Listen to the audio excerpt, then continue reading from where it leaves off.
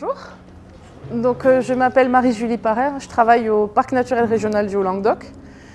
Donc, mon travail, c'est de m'occuper de l'agriculture, donc d'accompagner les agriculteurs. Donc, comme le disait Madame Olmos, on est ici à la limite du territoire du Parc naturel régional du Haut-Languedoc, mais on est dedans, c'est une commune du parc. Donc, le parc, c'est un grand territoire qui est à la fois sur le département du Tarn et de l'Hérault, qui regroupe 118 communes. Donc, qui prend le Minervois, qui ensuite prend la Montagne Noire jusqu'aux portes de la Haute-Garonne, vers Revel. Ensuite, qui contourne Castres, qui prend le Cidobre, les monts de la Conne, qui ensuite bascule dans l'Hérault avec le Caroux, l'Espinouse, qui monte ensuite on va dire, aux portes de la 75, vers Lunas, et ensuite jusqu'à Bédarieux, en incluant Bédarieux et tout Faugère. Voilà. Donc c'est un vaste territoire où il y a plein de belles choses à découvrir sur le plan touristique. Et il y a aussi une agriculture qui est très diversifiée, donc du vignoble bien sûr, beaucoup d'élevage, et puis en fait toutes les autres productions, que ce soit du miel, de la pisciculture, de la châtaigne, des petits fruits, du maraîchage, ce qui fait qu'on a coutume de dire qu'on peut faire un repas entier avec uniquement des produits du Haut-Languedoc. Et je pense qu'en plus vous avez de bons exemples sur le marché aujourd'hui. Voilà, le but de la conférence d'aujourd'hui, c'est vous parler plus spécifiquement des fleurs qu'on trouve dans les milieux agricoles. C'est pour ça que la conférence s'appelle Fleurs des prés, fleurs des champs. Et je vais vous parler en fait de ces différents types de fleurs. Pourquoi fleurs des prés et fleurs des champs? Parce qu'on a un petit peu tendance à utiliser un terme à la place d'un autre. Est-ce que réellement il y a une différence et pourquoi est-ce que je fais cette distinction? Voilà un pré. Un pré, c'est ce qu'on appelle aussi une prairie, une pâture. Donc c'est un endroit où les animaux vont venir pâturer, vont venir se nourrir. Et c'est aussi un endroit où l'éleveur va venir faucher le foin pour faire son stock pour l'alimentation pour l'hiver. Donc ça, c'est ce qu'on va appeler les prés et donc les fleurs des prés. On va opposer ça aux champs, qui sont en fait des cultures. Des cultures, donc des céréales, du blé, du seigle. Et ce sont des espaces qui sont moissonnés pour après faire du grain et faire un pain, et notamment un très bon pain comme le fait le boulanger d'Azillané. Donc, c'est des milieux agricoles, c'est des milieux ouverts dans les deux cas. C'est des milieux qui se ressemblent.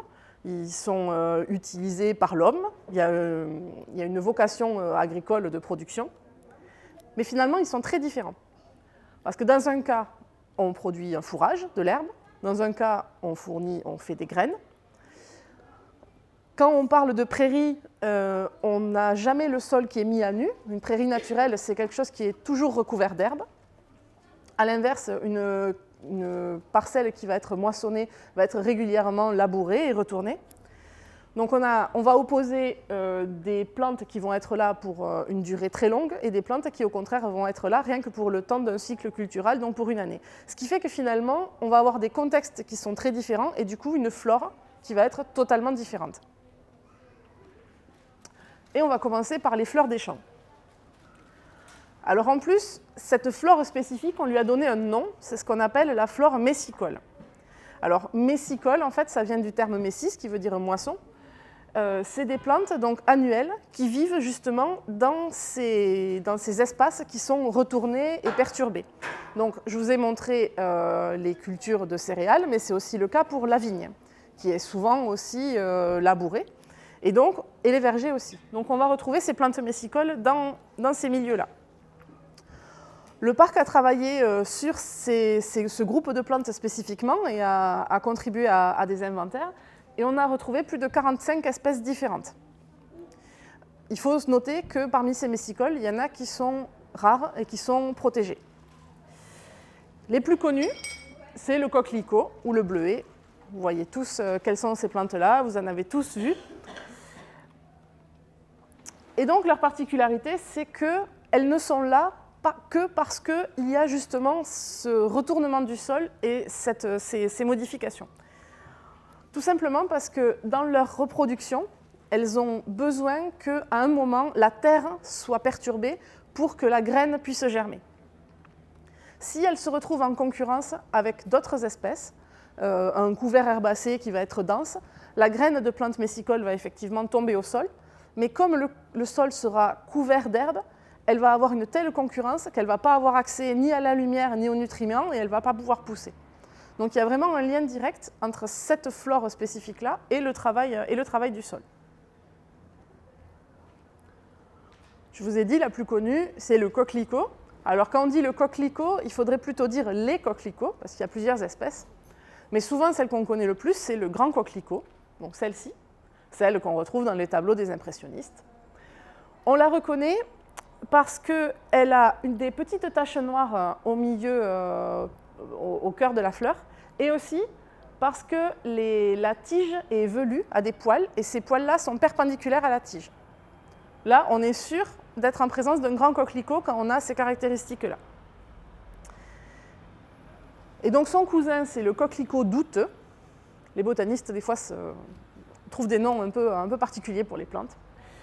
Il lui ressemble beaucoup, un petit peu plus petit, pas tout à fait le même rouge, pas de taches noires au milieu, et surtout, ce qui est le plus caractéristique, c'est les poils sur la tige qui, eux, sont complètement collés à la tige. Donc pas de poils perpendiculaires, ils sont vraiment parallèles. C'est comme ça qu'on les reconnaît, ces deux espèces. Donc l'autre plante messicole qui est assez connue, c'est le bleuet. Le bleuet, qui était autrefois très répandu, mais vous allez me dire, aujourd'hui, il n'y en a plus. Tout comme les coquelicots, on en voit encore quelques-uns sur les bords des routes, les talus, mais des grands champs tout rouges de coquelicots, on en voit beaucoup moins. Donc c'est typiquement des plantes qui subissent une diminution vraiment drastique de leurs effectifs. Et on reviendra sur les raisons ou les explications qu'on peut trouver à ça juste après. Et je voulais juste vous présenter la graine du bleuet, qui est assez originale, puisqu'elle a une petite aigrette qui lui permet de se déplacer, alors soit avec le vent, soit en s'accrochant aux poils des animaux, et ce qui permet sa dissémination. Maintenant, on va aller dans les plantes qui sont un petit peu moins connues, peut-être. Alors celle-ci, ça s'appelle le miroir de Vénus. Alors Vénus a beaucoup inspiré les botanistes. Il y a beaucoup de plantes qui portent son nom. Donc le miroir de Vénus, c'est une petite plante, alors beaucoup plus basse que le coquelicot ou le bleuet. Il faut la chercher plus au pied des céréales, de la famille des campanules, très jolie, et beaucoup plus difficile à voir. Celle-ci, c'est la nielle des blés. Alors son nom évoque tout de suite les cultures avec lesquelles elle est associée. Elle est beaucoup plus haute, très, très caractéristique, très facile à reconnaître et très prolifère. Elle va donner beaucoup de graines dans une capsule et donc dès qu'on en a une, elle va très vite se disséminer aux alentours. Son nom latin, c'est Agrostiema guitago. Et donc, si on traduit ça en français, ça fait la couronne des champs, qui est très, très révélateur de sa forme. Toujours Vénus, qui a donc vraiment inspiré nos botanistes, avec son peigne, donc le peigne de Vénus. C'est une plante qui est très facile à reconnaître quand elle est en fruit, puisqu'en fait les fruits sont très très longs, ils peuvent faire donc jusqu'à 8 à 10 cm de long. Et donc, s'il lui a donné son nom, sinon c'est une petite plante à fleurs blanches, comme ça, qui est de la famille de la carotte, mais qui se distingue par un pétale qui va être de taille beaucoup plus importante que les 4 autres, et puis ses graines caractéristiques. Celle-ci, je pense que dans un contexte viticole, vous devez au moins l'avoir déjà observée. C'est le souci des champs. Donc on voit la photo vraiment en début de printemps dans les vignes. Souvent, les vignes sont recouvertes d'un tapis de fleurs jaune-orangé. Et c'est le souci des champs. Donc c'est le calendula, qu'on retrouve aussi dans beaucoup de crèmes pour la peau. Et qui est une des toutes premières plantes à pousser au printemps.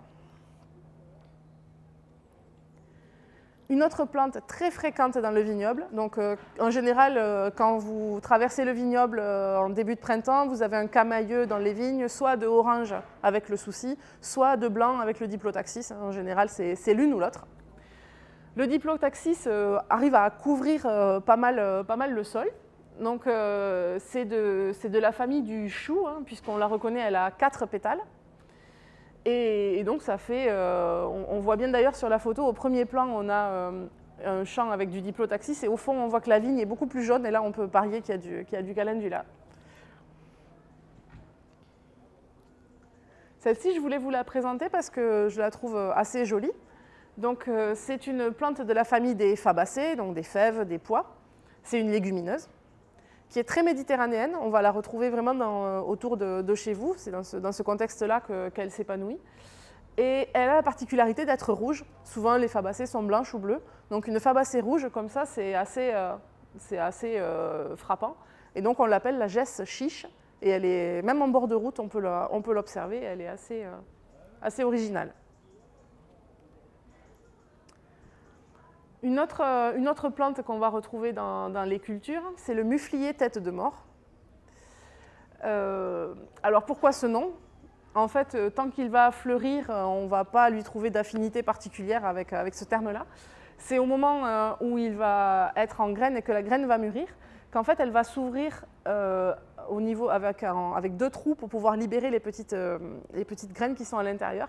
Et si on retourne la photo, on a vraiment l'impression d'un crâne. Voilà. Et quand on l'observe dans son jardin ou dans les cultures, c'est assez frappant. Alors, une graminée, donc c'est une herbe, peut aussi être une plante messicole. Celle-ci, donc c'est la faux avoine, c'est une cousine de l'avoine après qui est cultivée. Très commune, mais elle rentre aussi dans cette catégorie des plantes messicoles. Et enfin, je voulais vous en présenter quelques-unes qui sont beaucoup plus rares. Pour vous dire, donc, sur le parc du Haut-Languedoc et l'ensemble du territoire, celle-ci, donc l'Adonis d'automne, on ne l'a observée qu'à 2 ou 3 endroits. Plutôt d'ailleurs dans la partie tarnaise, donc plutôt en climat atlantique. Très rouge et très bas aussi dans les cultures, donc difficile à observer, mais voilà, elle bénéficie d'une protection nationale. Une autre rare également, mais qu'on va plutôt trouver côté méditerranéen cette fois, c'est le cocalis. Toujours de la famille de la carotte, elle va ressembler un peu au Diplotaxis qu'on a vu tout à l'heure et qui couvrait vraiment les parcelles. Mais par contre, encore une fois, le fruit est très caractéristique, avec des petits crochets donc, qui lui permettent aussi de s'accrocher au poil des animaux. Celle-ci aussi est une plante messicole. Alors peut-être qu'elle vous rappelle quelque chose parce que vous avez pu en trouver des espèces qui ont après été développées comme des variétés horticoles. Donc c'est le pied d'alouette qui a une fleur magnifique avec un éperon derrière, très peu commune aussi. Donc il y a 2 messicoles qui se ressemblent beaucoup. Il y a celle-ci, le pied d'alouette, qui a une graine en une seule partie. Et puis celle qui vient juste après, qui est la dauphinelle de Verdun, qui elle, par contre, a un fruit en 3 parties. Elle aussi, c'est une plante avec un gros enjeu de protection, qui est vraiment qui est quasi menacée, et donc qui est protégée au niveau national et qui bénéficie d'un plan national d'action. Le mot Verdun a un rapport avec la vie? Certainement. Est-ce que c'est là qu'elle a été décrite pour la première fois ? Elle n'est pas spécialement plus fréquente dans le nord ou chez nous. Donc il y a certainement un lien, mais là je ne connais pas l'histoire précise.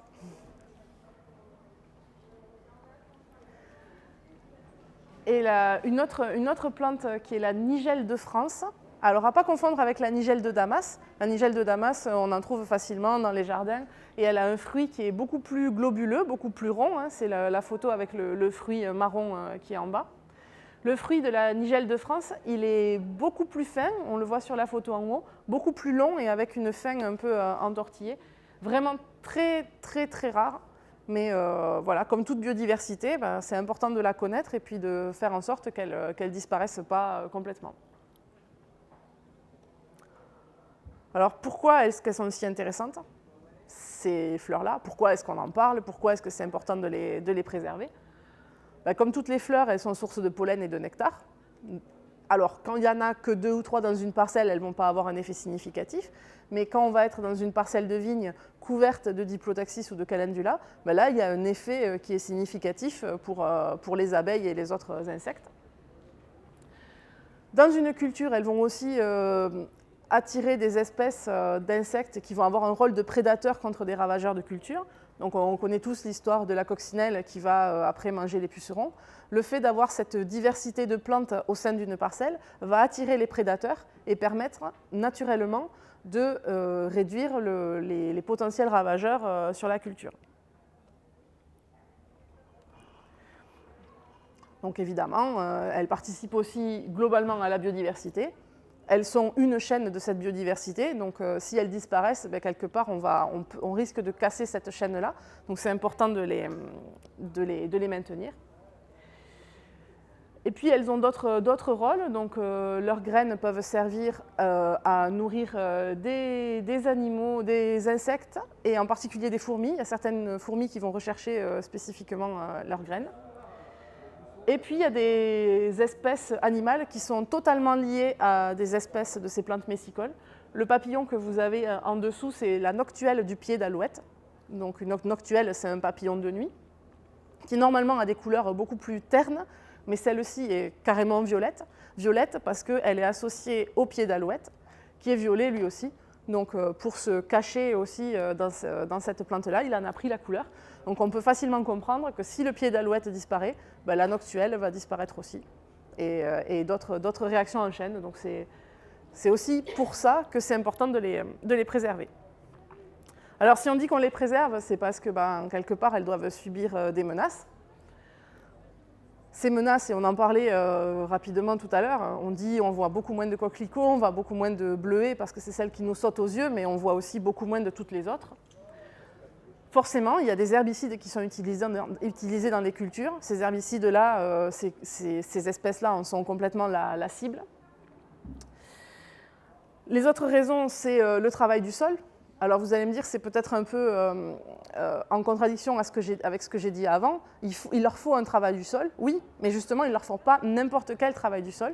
Un labour, par exemple, qui va être trop profond, va enfouir les graines beaucoup trop en profondeur et elles ne vont pas avoir la capacité de remonter.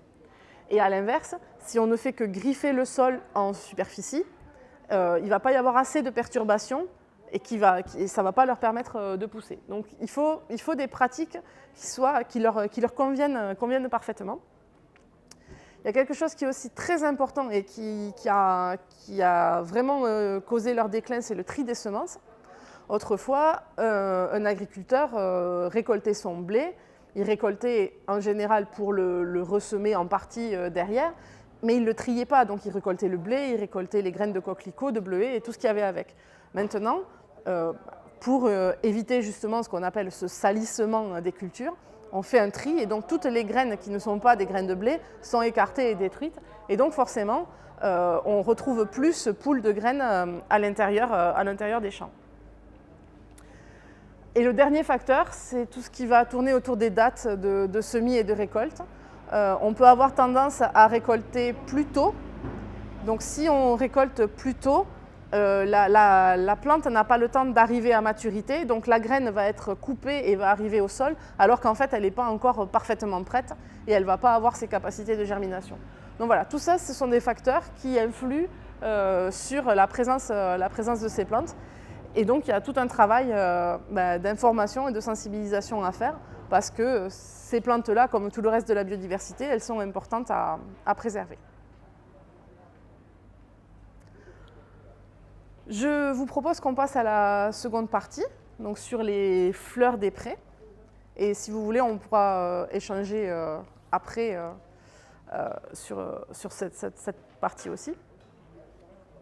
Les fleurs des prés, là on change de milieu, on est sur des milieux qui sont beaucoup plus stables, dans lesquels l'herbe, quelles que soient toutes espèces confondues, est en place depuis plusieurs années, même dizaines d'années, voire peut-être 30 ou 50 ans.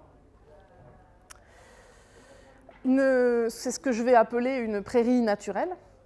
Alors, c'est jamais vraiment naturel, parce que si une prairie est là, c'est parce que quelque part, il y a une action de l'homme. Mais voilà, on va opposer en fait la prairie naturelle permanente à une prairie artificielle semée, où là on va retrouver que les 2 ou 3 espèces les plus productives.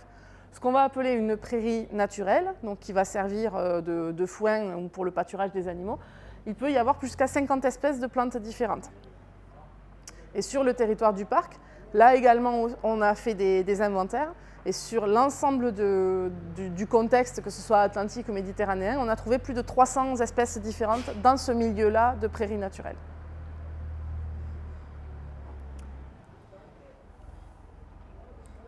Les plus connus de ces plantes, quand on voit ces espaces herbacés, c'est la marguerite et les trèfles.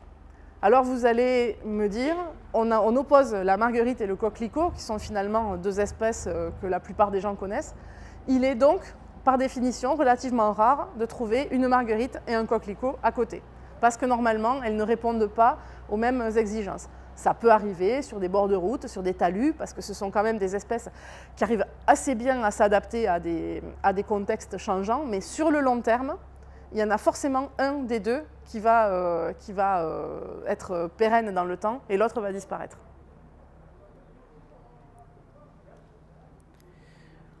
Donc, pourquoi c'est intéressant de les étudier également ? Parce que la présence de ces plantes-là nous permet d'apporter un témoignage sur les pratiques agricoles actuelles et les pratiques agricoles passées. Elles nous permettent aussi de connaître le type de parcelles auxquelles on a affaire. La présence de certaines plantes va indiquer un milieu plutôt fertilisé, sur lequel il y a eu un apport de fumier ou d'engrais. D'autres, à l'inverse, ne supportent pas la moindre molécule d'engrais et vont disparaître dès qu'elles en retrouveront. Donc, d'autres vont chercher plutôt des endroits humides. Donc, ça va nous donner toutes ces indications-là. Et donc, c'est intéressant, là encore, d'accompagner les éleveurs pour leur montrer que ces plantes-là nous parlent et nous disent des choses. Là encore, on va en passer et en présenter quelques-unes. La marguerite, donc la grande marguerite. Alors, je vais peut-être vous apprendre quelque chose. La marguerite n'est pas une fleur, mais c'est un ensemble de fleurs. Puisqu'en fait, elle fait partie de la famille des composés. Et une marguerite, en fait, c'est un ensemble de petites fleurs jaunes au milieu qui sont regroupées et qui sont des fleurs en forme de tube, des fleurs tubulaires, et bordées par des fleurs blanches, chacune. Et donc, c'est un groupement de fleurs qui est caractéristique donc, de cette famille des composés.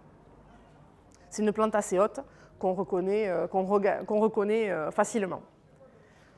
Je l'ai mise juste après pour qu'on fasse bien la différence entre la marguerite et la pâquerette. La pâquerette, elle est beaucoup plus basse.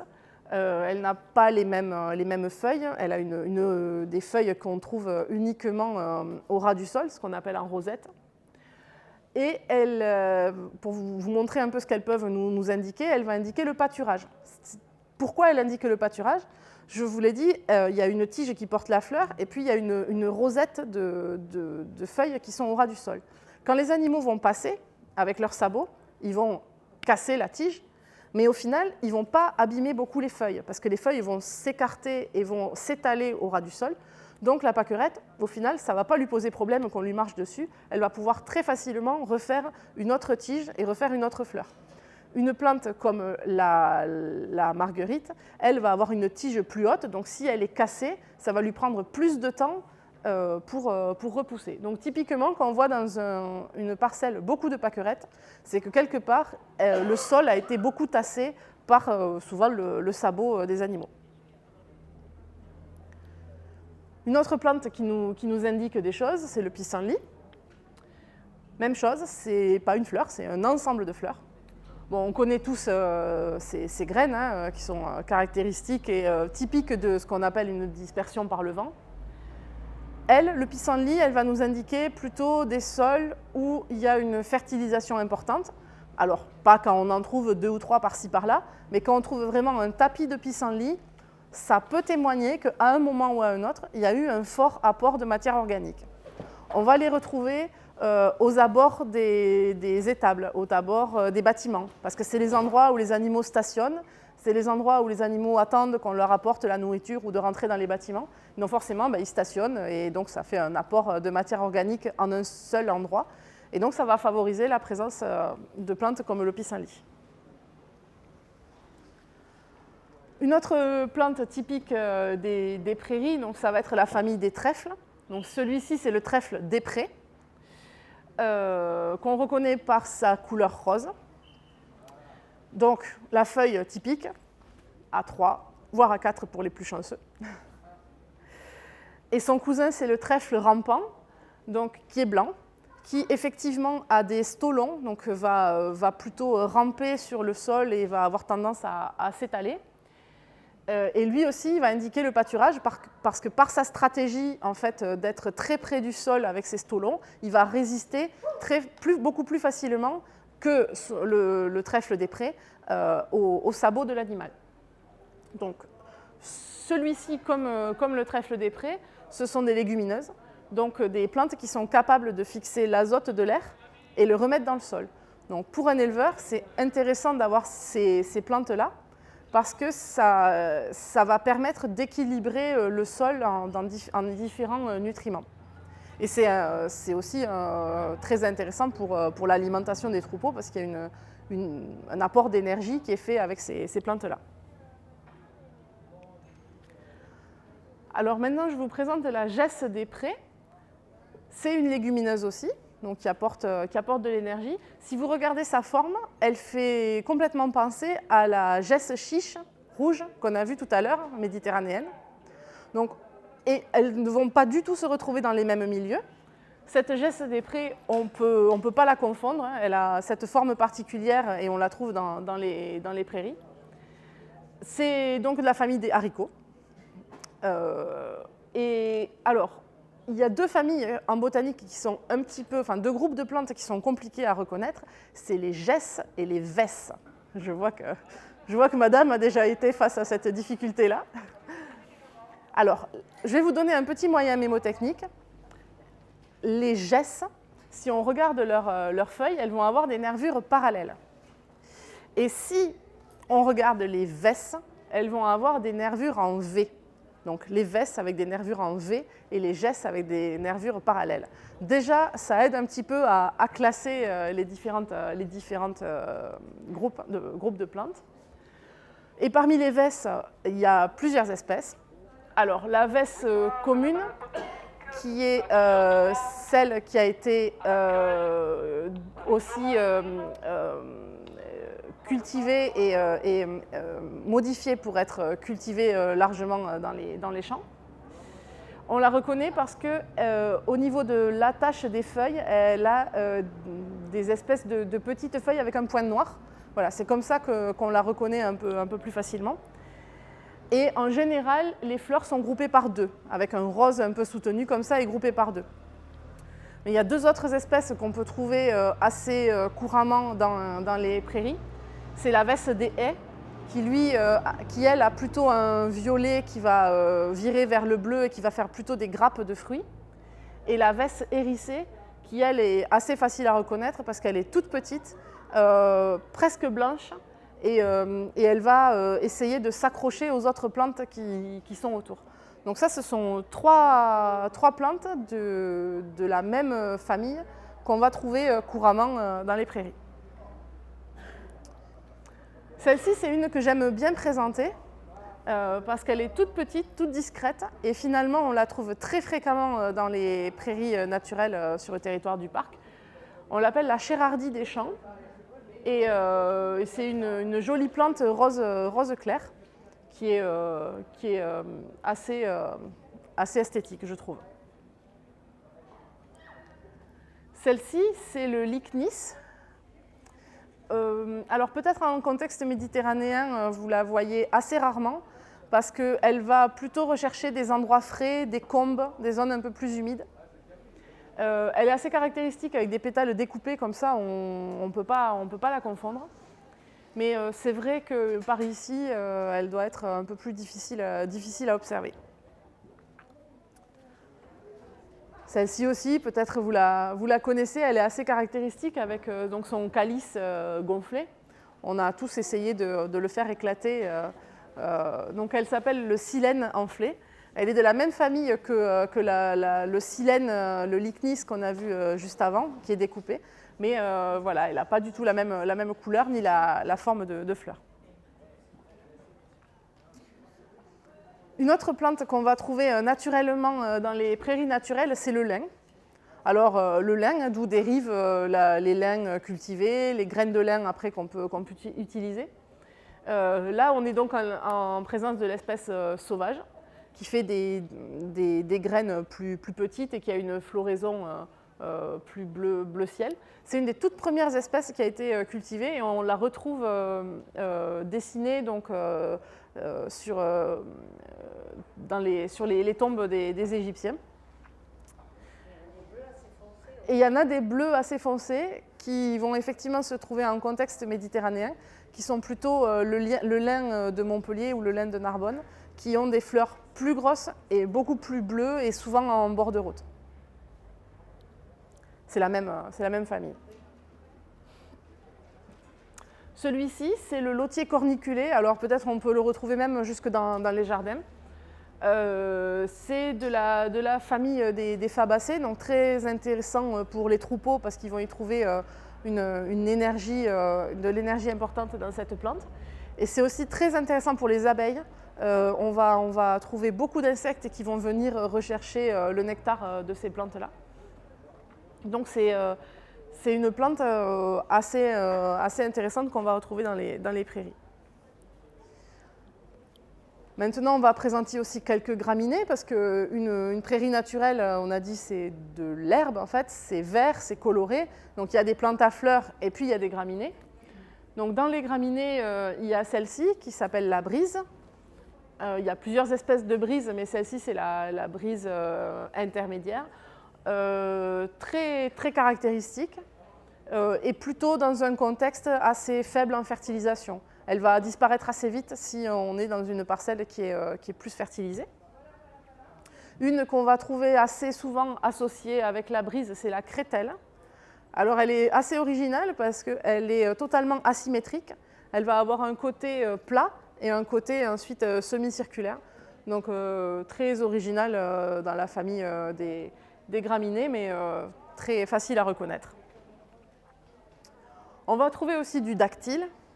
Donc le dactyle, c'est une des plantes fourragères par excellence. Dans des prairies semées, on va semer uniquement des prairies de dactyle parce que ce sont des plantes qui ont des larges feuilles, qui poussent de manière importante, qui produisent beaucoup. Mais on va aussi le retrouver de manière naturelle, ponctuellement, dans ces prairies qui n'ont jamais été semées. Une autre plante fréquente, c'est le pâturin. Comme son nom l'indique, elle va plutôt indiquer une pâture. Souvent, c'est elle qui va contribuer à une bonne masse d'herbe et une masse de fourrage important au niveau des prairies. Alors celle-ci, j'aime bien aussi la présenter, elle s'appelle la flouve odorante. Odorante parce qu'elle a vraiment une odeur caractéristique, elle sent le foin. Et souvent quand on dit on sent le foin quand on passe à côté d'une parcelle ou quand on a une botte à côté, c'est souvent elle qui donne l'odeur caractéristique. Et en fait c'est une cousine de cette plante qu'on va utiliser pour faire la vodka et qui s'appelle l'herbe au bison. Donc elle est vraiment très aromatique. Et une fois qu'on l'a repérée, on peut pareil pas se tromper. Alors, je voulais vous montrer aussi des belles surprises qu'on a eues en observant et en faisant des inventaires dans les prairies naturelles sur le parc. Donc, on a pu voir donc, de la succise des prés. Donc, la succise des prés, c'est cette fleur qui est très ronde, très globulaire. Alors, à pas confondre avec la cnossie, qui est un petit peu sa cousine, mais qui n'a pas tout à fait la même couleur et qui est un peu plus étalée et moins ronde. Alors pourquoi la succise, on en parle? C'est parce qu'elle est liée à un papillon qui s'appelle le damier de la succise, qui est un papillon qui est protégé au niveau national et qui est en fort déclin. Donc c'est un papillon, celui-ci et quelques autres de sa famille, qui bénéficient d'un plan national d'action parce que c'est des espèces qui sont vraiment très menacées parce que justement les milieux dont elles ont besoin pour vivre et se reproduire sont en déclin. Donc c'est un papillon, comme on l'a vu tout à l'heure pour la noctuelle du pied d'alouette, c'est un papillon qui a absolument besoin de la succise pour pondre et pour faire son cycle de vie. Et puis dans les prairies, on va aussi trouver du thym. Donc quelque chose d'aromatique. On peut comprendre que les animaux, le troupeau, quand au fil des bouchées, à un moment, il va tomber sur du thym ou de la flouve, ben, ça va aussi lui faire un repas un peu différent. Et c'est d'ailleurs, alors je fais une petite parenthèse, c'est d'ailleurs un des intérêts des prairies naturelles, c'est justement à travers ces 50 plantes, pour les animaux, d'avoir des goûts différents et des repas différents en étant au même endroit. C'est un peu comme nous, si on nous sert des nouilles, des pâtes matin, midi et soir, au bout d'un moment, on va trouver ça lassant. Et une prairie monospécifique de dactyle ou de régras, c'est un petit peu comme, ça fonctionne un petit peu comme ça pour les animaux, ils mangent tout le temps la même chose au long des journées. Et une prairie naturelle, avec ses 50 plantes, ça va être un petit peu pour nous comme un buffet varié où on va pouvoir picorer en fonction de ce qu'on a envie de manger à un moment ou à un autre, des choses différentes. Et quelque part, ça va aussi donner aux animaux envie de plus manger et de mieux manger. Donc les animaux profitent mieux et se rassasient moins vite dans une prairie naturelle que dans une prairie semée. Et dans les parcelles de prairies naturelles, on trouve aussi des géraniums. Alors, ce n'est pas les mêmes géraniums que ceux qu'on peut avoir sur les balcons. Il y a plusieurs espèces. Ça, c'est le géranium à feuilles découpées, qui est tout petit, mais qui est donc aussi une espèce fréquente dans les prairies. Et puis on ne pouvait pas parler des prairies naturelles sans parler des orchidées. Alors les orchidées, on les retrouve justement dans les prairies naturelles, parce que les orchidées, ce sont des plantes à bulbes, donc la moindre perturbation du sol, le moindre retournement va les faire disparaître. Donc c'est typiquement des plantes qui ont besoin de stabilité en raison de leur conformation. Et donc, parmi les orchidées qu'on a pu observer, il y a d'autres espèces plus communes, mais il y a ces deux-là.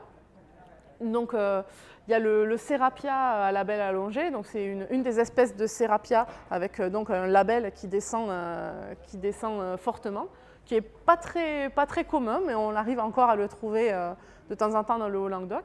Et puis, l'orchis tachetée, donc qui, elle, va se retrouver plutôt dans des contextes un peu humides. Et je ne sais pas si vous avez fait attention sur la photo, mais sur l'orchis tachetée, en haut de l'orchis, on voit une petite araignée crabe jaune. Alors elle s'est un peu trompée parce qu'en général, les araignées jaunes, elles vont se poser sur des plantes jaunes. Et on voit derrière qu'il y a des plantes jaunes, des renoncules, sur lesquelles elle serait beaucoup plus camouflée. Mais là, elle a choisi d'aller se mettre sur une orchis tachetée. Je ne suis pas sûre que ça lui soit très pratique pour attraper les moucherons dont elle se nourrit, parce que là, elle est totalement visible. Mais en tout cas, ça fait une photo très esthétique. Alors, même chose. Pourquoi est-ce que c'est important ? Donc, la diversité de ces plantes-là apporte un intérêt donc, sur le plan alimentaire pour les animaux. On va avoir, parmi celles que je vous ai présentées, la flouve, la crételle ou la brise, qui vont avoir des feuilles très fines, donc quelque chose qui va demander plus de mâche à l'animal, qui va l'aider à ruminer beaucoup, puisque ce sont des ruminants, hein, ils ont besoin de cette fonction de rumination. À l'inverse, on va trouver des plantes comme le dactyle, qui elles vont avoir des feuilles plus larges, donc ça va plus être plus facile à ingérer. Donc ça va leur faire plus d'énergie d'un coup, mais ça va moins les pousser à ruminer. Donc ce qui est important, c'est d'avoir cet équilibre-là entre des feuilles fines et des feuilles larges. Et c'est des choses qu'on va apprendre aux éleveurs et qu'on va leur montrer et leur démontrer pour leur montrer l'intérêt de ces prairies naturelles. Donc il faut qu'il y ait un apport énergétique. Et l'apport énergétique, c'est ce qu'on va retrouver dans les légumineuses, donc les trèfles, les vesses, les gesses. Et puis, donc ça, c'est tous les intérêts qu'on peut avoir pour les animaux. Mais finalement, les prairies naturelles, elles ont aussi un intérêt pour les éleveurs. Et notamment, on va parler de souplesse d'exploitation. Alors, Tout simplement, une prairie qui va être monospécifique, une prairie qui va avoir uniquement du dactyle ou du raies gras. Elle va pousser même de manière assez importante, elle va faire beaucoup de production de matière, mais elle va avoir son optimum pendant peut-être 2 ou 3 jours. Elle va être à une production maximale. Et si on dépasse ces 2 ou 3 jours, au bout d'un moment, elle va devenir sèche, elle va commencer à être un peu trop coriace et les animaux vont moins en vouloir. Ce qui veut dire que l'éleveur, quand il va vouloir faucher, il va avoir un créneau de 2 ou 3 jours pour pouvoir récolter son fourrage. Imaginons qu'il pleuve, que la machine n'arrive pas à démarrer. Tout de suite, on perd très vite en valeur alimentaire de ces fourrages. Donc, si ça marche, ça fait un très bon fourrage, mais si ça ne marche pas, il y a une prise de risque. La prairie naturelle, c'est un peu comme une assurance. Ce palier-là, en fait, d'optimum pour la fauche va être beaucoup plus long. C'est normal, on va avoir 50 espèces. Dans ces 50 espèces, toutes ne vont pas arriver à maturité au même moment. Donc quand une va être un peu trop passée, il y en a une autre qui va prendre le relais. Ce qui fait que l'éleveur, pour pouvoir faire son foin, il va avoir jusqu'à une dizaine de jours d'optimum. Et ça lui permet de gérer plus sereinement des aléas climatiques, comme la pluie ou comme le matériel. Donc finalement, une prairie naturelle, c'est aussi moins de stress pour les éleveurs. Même chose, il y a des plantes à fleurs dans ces prairies. Donc c'est une ressource importante pour les abeilles et tous les autres insectes. Souvent, autour de prairies naturelles qui vont être très fleuries, on va avoir des apiculteurs qui vont venir déposer des ruchers. C'est le fameux miel toute fleur ou miel de prairie qu'on peut trouver. Donc il y a des vraies interactions entre donc, la parcelle et la composition floristique, et puis tous les autres animaux qu'on a autour. C'est aussi des milieux qui sont associés avec des haies autour, et c'est souvent la combinaison de la prairie naturelle et de la haie qui va être favorable à certaines espèces, et je pense notamment à certaines espèces d'oiseaux, comme les tariers, pâtres ou les alouettes ou les pie-grièches, qui vont se percher sur les haies en bordure de prairie et qui ensuite vont aller chasser les sauterelles, les insectes dans la parcelle. Donc on a un petit écosystème qui est lié au bon fonctionnement de ce milieu agricole. Et il y a une chose dont on ne parle pas forcément souvent, parce que finalement c'est assez intuitif. Quand on se promène et qu'on voit un paysage, on voit un paysage parce qu'il est ouvert, parce que justement il n'y a pas d'arbres. Si on n'avait pas ces prairies, on aurait des arbres partout, de la forêt, et ça nous cacherait la vue. Donc ce qui fait que parfois on s'arrête en bord de route pour prendre une photo, c'est parce que parfois on a le regard qui porte plus loin, on a une vallée qui se découpe, on a du relief qui apparaît, et souvent si on arrive à lire ce relief et ces vallées, c'est souvent parce qu'il y a des prairies. Donc finalement une prairie naturelle, ça a aussi un effet touristique, on va dire, et artistique.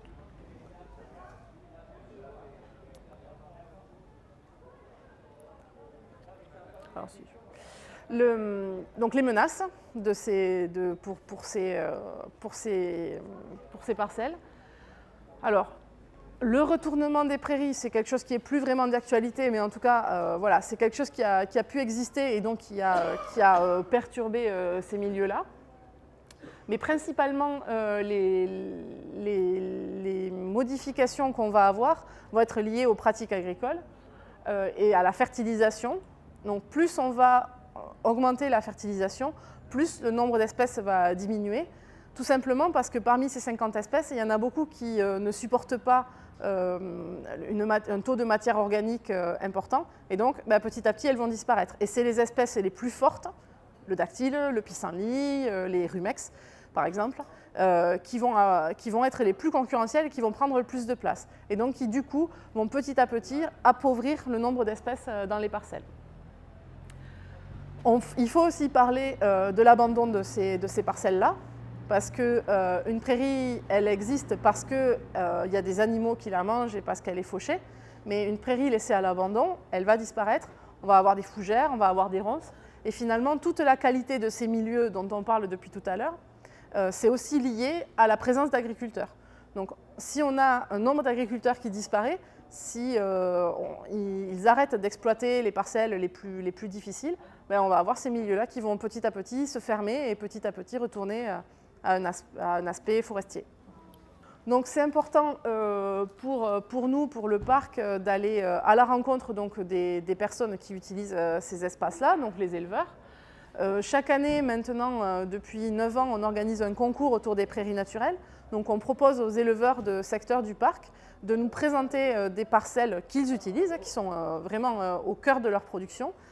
Et on fait venir un jury sur ces parcelles-là, avec donc un agronome, un botaniste, un naturaliste, un apiculteur. Et chacun, avec son regard, va regarder les caractéristiques de la parcelle. Et c'est une façon surtout de vulgariser, de parler. C'est un concours certes, mais voilà, c'est surtout l'occasion de discuter avec l'éleveur et de lui faire prendre conscience de l'ensemble de ces enjeux qu'il y a autour de la prairie naturelle. Il n'y a pas qu'un enjeu de production de fourrage, mais finalement tout un enjeu aussi de bien-être animal et d'insertion dans un écosystème.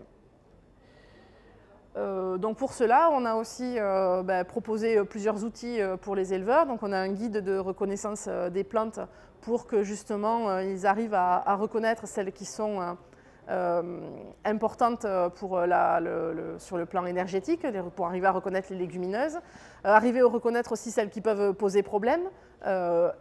Et on a aussi donc créé des groupes d'agriculteurs où ils réfléchissent entre eux pour justement identifier ce que peuvent dire les plantes. Certaines plantes nous indiquent des choses sur la manière dont ils gèrent les parcelles. La présence de fougères ou la présence de ronces, ça veut dire que quelque part, il n'y a pas eu assez d'usage. Les animaux ne sont peut-être pas passés assez souvent ou pas au bon moment. Donc d'observer les parcelles, en fait, ça questionne l'éleveur sur ses pratiques. Et donc c'est en réfléchissant entre eux et avec des techniciens spécialisés dans ce domaine-là qu'on peut les accompagner à ce qu'ils tirent le meilleur profit de ce type de milieu-là. Et on a donc bien sûr ces informations-là sur le site internet du parc du Haut-Languedoc, mais aussi sur un site internet qui est à l'échelle du Massif central, puisque donc, le parc du Haut-Languedoc travaille avec d'autres parcs naturels régionaux à l'échelle du massif sur justement la promotion de ces parcelles-là. Donc c'est une démarche, je veux dire, qui se fait au niveau Haut-Languedoc, mais qui au final est beaucoup plus globale. Et puis il y a aussi le rôle d'information qu'on peut faire comme ça lors des conférences où le but c'est de démontrer que ce n'est pas uniquement des fleurs.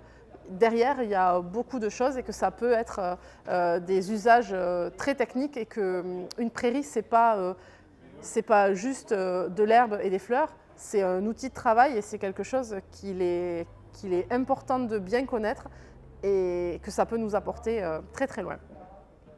Voilà.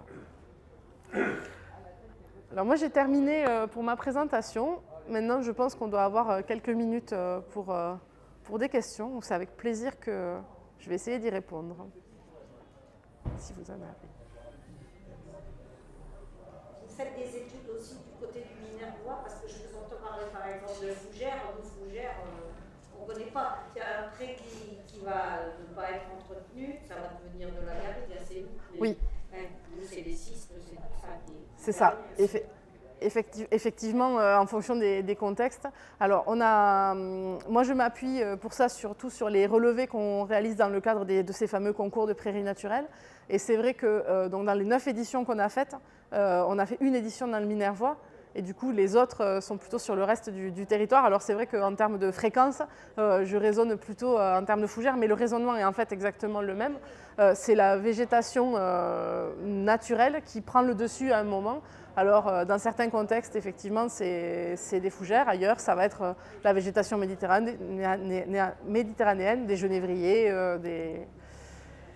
Et donc on a, alors en plus dans le Minervois, il y a quelque chose il y a le site Natura 2000 qui a un enjeu de préservation particulier, et donc on a un suivi qui peut être un petit peu plus poussé en fait sur cette zone-là que sur le reste du territoire. Et vous faites des conférences pour justement inciter les gens à utiliser moins d'insecticides, de produits Alors, dans le programme des conférences du parc, il y a surtout... ce thème-là n'y est pas, mais il pourrait tout à fait y être. Après, moi, à titre personnel, je fais que celle-là. On n'en fait pas d'autres, mais on pourrait, oui, faire intervenir quelqu'un, pourquoi pas. Là-dessus, oui, il y a un enjeu important. Mais on n'a pas parlé de l'eau. Aujourd'hui, on voit qu'il va pleuvoir moins, qu'il va y avoir des temps de sécheresse qui vont être plus longs. Est-ce que ça va avoir une incidence sur tout ça ou les plantes vont arriver à s'adapter ou comment? Alors, certaines vont arriver à s'adapter parce que certaines ont la capacité de pousser dans des milieux qui peuvent un petit peu varier, mais effectivement, on va avoir une modification de la flore. Moins d'eau, des températures plus importantes, ça va forcément avoir un effet sur la flore et sur tout ce qui est lié en fait, puisque la flore, les espèces aussi vont migrer en suivant les courbes de température qui vont bouger aussi. Donc ça va être difficile de poser vraiment des indicateurs parce qu'il faudrait choisir des espèces très appropriées et qu'on sait qu'ils vont réagir à ces changements. Faire une veille importante de terrain pour voir à partir de quand elles disparaissent, à partir de quand elles réapparaissent. Vérifier que c'est bien lié à ce paramètre-là et qu'il n'y a pas plein d'autres paramètres qui entrent en jeu. Et puis s'inscrire vraiment sur la durée parce que ces changements-là, ils sont peut-être sur 10, 20 ou 30 ans. Mais on peut clairement penser qu'on va avoir certaines espèces qui vont apparaître et certaines espèces qui vont disparaître. On peut même, je pense même qu'en interrogeant les gens qui ont pu s'intéresser à une espèce en particulier, en ayant habité toujours au même endroit, ils peuvent tout à fait repérer qu'il y a une plante qui est apparue alors que jusqu'à présent elle n'y était pas, par exemple. Et il y a des éleveurs qui sèment des fleurs aussi, des préfleuries. Alors, il y a ce qu'on appelle les jachères. Les jachères fleurs. C'est pas la même chose. Les jachères fleuries, c'est une démarche où on va semer des mélanges, mais à des buts plutôt apicoles, plutôt pour les abeilles. Après, en général, un éleveur qui va semer pour faire du fourrage va semer plutôt des mélanges de graminées et assez peu, justement, les espèces. Moi, j'ai entendu parler de concours de pré-fleuris, quand même, de la part d'éleveurs. Au-dessus de chez nous, là, au-dessus de Féral-Saint-Montagne. C'est ce dont je parlais tout à l'heure. C'est le fameux concours des prairies naturelles. Alors, en fait, avant, on l'appelait le concours des prairies fleuries. Maintenant, on a... parce qu'en fait, le terme prairies fleuries portait justement un peu à confusion avec les jachères fleuries. Donc maintenant, on parle de ce concours de prairies naturelles. Et effectivement, il a eu lieu sur Féral, alors en 2015, je pense, ou 2016. C'est donc le fameux concours, je vous ai dit, on l'a fait 9 fois et on en a fait un dans le Minervois. Et effectivement, donc, il y a eu des éleveurs qui ont participé et bon, un lauréat, mais ça, je veux dire, c'est toujours... parce que c'est un concours, mais le principe, c'est de valoriser l'ensemble de ces démarches-là. Et on continue donc à les faire. Chaque année, on tourne sur l'ensemble du territoire du parc. Là, cette année, on était, bon, ça fait un petit peu plus loin, mais on était autour d'Anglès, Brassac, un peu vers le Cidobre, là, dans la partie tarnaise. Il y a 2 ans, on était du côté de Lunas, au-dessus de Bédarieux, en fait. Et donc l'année prochaine, c'est le 10e concours, la 10e année. Donc voilà, ce sera aussi l'occasion peut-être d'en parler un petit peu plus et de revenir sur l'historique de tous ces concours-là.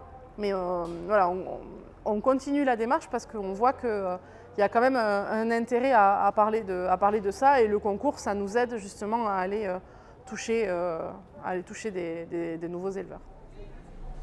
Est-ce qu'il y a une démarche similaire de recherche qui a été faite pour les vignobles Sur les quelles plantes pourraient pousser et aider Quelle plante de vigne, enfin quel vignoble ou les plantes qu'on a? Non, champ, pas sur le vignoble, mais au lieu de désherber tout, les remplir, est-ce qu'on ne pourrait pas laisser pousser? Alors, c'est sûr que c'est ce qu'on appelle l'enherbement entre les rangées de vignes. Ça a plein d'avantages parce que ça va maintenir l'eau, ça va aussi être un support pour des insectes qui vont potentiellement après détruire les ravageurs. Donc il y a des mesures incitatives pour inciter à l'enherbement au milieu entre les rangs de vignes. Et, Pour éviter le ravitaillement de l'eau, pour- parce qu'on a des terrains en vent. aussi parce que c'est souvent des terrains où la couverture est très, de matière organique est très fine, donc il faut au maximum arriver à le maintenir. Alors après, il y a la question de l'eau justement, et de la concurrence avec l'eau, c'est-à-dire que si on a un couvert en herbe au milieu des plants de vigne, l'herbe va forcément capter de l'eau aussi pour sa survie, donc c'est toute une eau qui ne va pas aller au cep de vigne. Mais on peut penser que justement, elles vont retenir un petit peu l'eau. Donc il faut faire le bilan en fait entre. Et puis normalement, elles ne captent pas l'eau à la même hauteur, quoi. Le pied de vigne va aller capter l'eau plus en profondeur et l'herbe va plutôt le capter en superficie. Normalement, c'est plutôt complémentaire, même si effectivement, il y a encore du travail pour que l'information passe partout, quoi. On le voit. Alors parfois c'est un enherbement temporaire. Enfin, ils vont laisser un petit peu d'herbe et puis après ils vont retourner ou faucher à un certain moment. Mais on peut le voir. Ouais. Comment on installe une prairie naturelle? Eh ben, C'est rien. Tu sais? Eh ben, par définition, une prairie naturelle c'est toujours mieux quand elle est en place parce que si on l'installe pour vraiment avoir une flore qui va avoir le temps de se poser, il va falloir peut-être compter 10 ans, 15 ans. Nous, je vois quand on fait les différents concours, une prairie qui a été labourée il y a 15 ans, on le voit. Même 15 ans. Elle n'a pas eu le temps d'arriver à un équilibre optimum. Il y a toujours des petites espèces qui sont là, qui ne devraient pas y être et qui témoignent qu'il y a eu. Bon. Après, il y a différentes techniques. Si on part d'un sol qui est à nu, quoi, on peut prendre le parti de laisser pousser, parce qu'il y a toujours un stock de graines dans le sol. Ça peut être un peu hasardeux parce qu'on ne sait pas qu'est-ce qu'on va avoir. On peut avoir des graines qui sont vraiment pas souhaitables et qui vont facilement envahir. Donc pour essayer de tenter, on va dire, de ne pas compter uniquement sur la ressource du sol, il y a des choses c'est de dérouler des balles de foin. Donc, en fait, une balle de foin, au lieu de la donner à un animal, on choisit une balle qui a été prélevée dans une prairie particulièrement riche et intéressante, et on la déroule, tout simplement, et on laisse après les graines infuser et se poser dans le sol. Après, il y a aussi des techniques vraiment de récolte de graines de semis naturels. Alors justement, je parlais qu'on était en réseau au niveau du Massif central, donc il y a une initiative autour de Saint-Flour, où ils récoltent, comme on moissonnerait des céréales, en fait ils moissonnent des prairies naturelles, et ils récupèrent donc tout à l'optimum, quoi. Ils récupèrent des graines pour ensuite pouvoir les semer. Mais ça, on va dire, c'est une machine qui a été créée par un lycée agricole et par des étudiants, donc c'est encore quelque chose qui est à toute petite échelle et qui est pour l'instant pas forcément facile à mettre en place ailleurs, quoi. Mais par contre, la balle de foin qui se déroule, c'est tout à fait faisable. Et si on a des plus petites surfaces, on peut aussi tout simplement balayer le fond de la grange où le foin a été stocké, parce qu'au sol, il y a toujours des restes de graines, et après, tout simplement, le ressemer sur la parcelle. On aura toujours quelque chose de plus diversifié que si on sème une prairie temporaire, raigrade, dactyle, trèfle. Voilà, comme c'est vrai, ça peut se faire aussi.